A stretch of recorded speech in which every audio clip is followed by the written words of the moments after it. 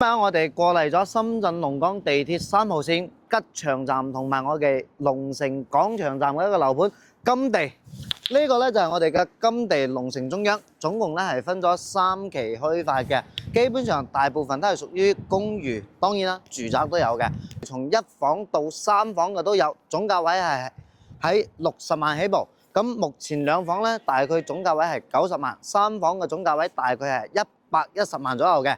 咁呢個樓盤咧有一樣比較好嘅咧，就係所有嘅商業已經全部都開好晒，商業非常之繁榮。同時咧，小區樓下就有個大型嘅龍崗公園同埋龍崗河都喺正我哋嘅門口嘅，所以景觀咧係非常之好。而且咧，本身呢個樓盤咧樓齡就好新，2020年嘅小區。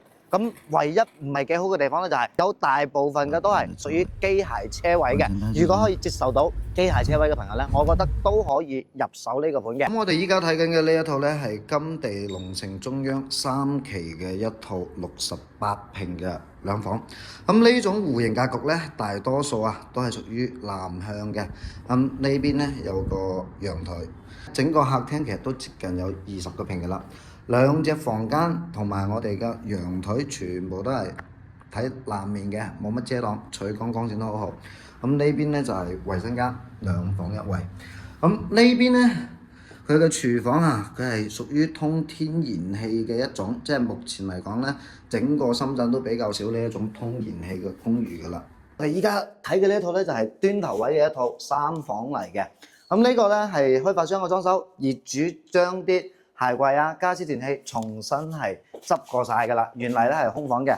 嗱，呢啲餐櫃鞋櫃包括電視機啲全部都自己裝嘅。廳側陽台呢個位置咧，我可以望到前面係冇任何遮擋嘅。樓下就係我哋嘅龍崗公園同埋龍崗河，景觀係咪好靚咧？咁呢隻3房咧，佢冇中央空調，所有嘅空調全部都由業主自己裝嘅。咁同戶型嚟講，或者近期嘅成交價咧，都係喺115到125萬之間。咁呢一種戶型嘅話，就係3房嚟講就要睇佢裝修同埋佢嘅配置係點樣啦。基本上嘅租金價位都係去到3300蚊到4000蚊之間嘅。